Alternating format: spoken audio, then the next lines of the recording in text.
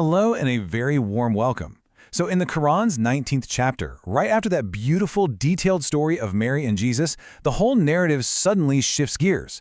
It's like we get this incredible highlight reel, these quick, powerful snapshots of some of history's greatest prophets. So, what can we learn from this rapid-fire tour of divine guidance? Let's dive in and find out together. And right here is where our journey kicks off with this direct instruction and mention in the book Moses. This is that pivot I was just talking about.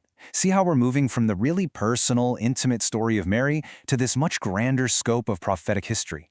It feels so deliberate, reminding us that this chain of divine guidance is long, it's unbroken, and it's all connected.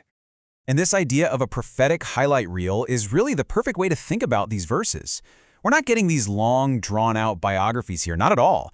Instead, we get these powerful, super concise snapshots. Each one just zeroes in on the core virtue and the main mission of a prophet, and in doing so, it reveals the essential qualities of those who are chosen by God. Okay, so let's get into our first highlight. And wow, we are starting with one of the most towering figures in all of sacred history. The very first prophet in our highlight reel is Moses, or Musa. And you'll notice the Quran doesn't waste a single moment. It gets straight to the very heart of who he was and what made him so incredibly special. The verse describes him as mukhlasin. Now, this word, it's not just a simple adjective. It is a profound statement about his very essence. It means he was specifically chosen, purified, and made sincere by God himself for the immense task that was waiting for him. This is his defining characteristic, right from the get-go. And we see this chosenness in action during one of history's most incredible encounters. The Quran points right to that moment at Mount Sinai, where God brought him near for a confidential communication. I mean, just think about that for a second. This wasn't some public sermon. This was an intimate, direct conversation, which just highlights the incredibly unique status of Moses. But here's the thing. This immense mission given to Moses, it was never meant to be a solo journey.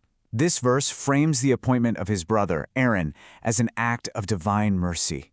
It's such a powerful reminder that even the most profound callings are made stronger and frankly more bearable through partnership. So what we have here is this amazing theme of prophetic teamwork. You've got Moses, who receives the direct, confidential call from God. And then you have Aaron, who acts as the merciful support system, a partner, literally given by God to help carry that immense burden. It's just this beautiful model of shared leadership.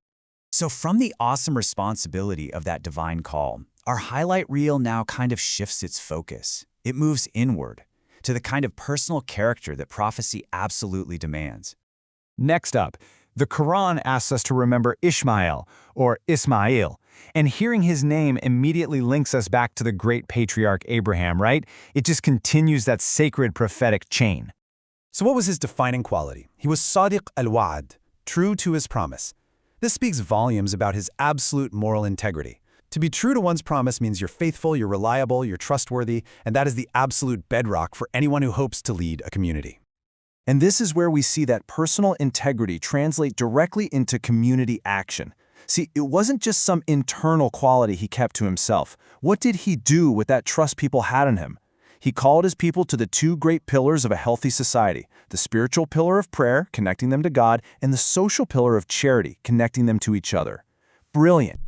All right, our final highlight is incredibly short and sweet, and it really just boils everything down to the essence of truth and its ultimate reward. So the highlight reel concludes with this brief mention of the prophet Idris. He's a figure often identified with the biblical Enoch, and he's known as an early, shining example of prophetic integrity. He's described with this incredibly powerful term, Siddiqa. Now this means so much more than just being truthful. It means he was a man of truth. His entire being, his very character, was defined by sincerity and truthfulness. It's a title that signals the highest possible moral standing you can imagine. And what's the result of such profound integrity? Well, it's this short but incredibly weighty statement. God raised him to a high station. Now, whether you understand that as a spiritual elevation or a physical one, the message is crystal clear. A life of truth and sincerity is recognized and honored by God with divine exaltation.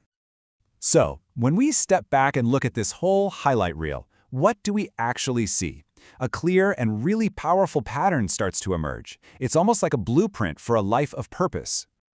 Here's how it all connects so beautifully. With Moses and Aaron, we see that any great mission needs both a direct call and merciful support. From Ishmael, we learn that personal integrity is the absolute bedrock of a healthy community. And with Idris, we see that profound sincerity is rewarded with divine honor.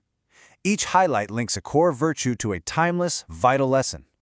So what's the big takeaway here? Well, these verses are so much more than just a history lesson. They're a moral and spiritual curriculum. They outline these essential virtues, sincerity, partnership, trustworthiness, duty, and integrity that really form the blueprint for a life that is both meaningful right here on earth and pleasing to God. And that leaves us with a really powerful question to reflect on.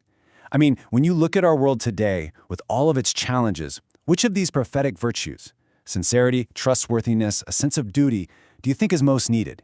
Which one resonates the most with you? It's definitely something to think about. Thanks so much for joining me.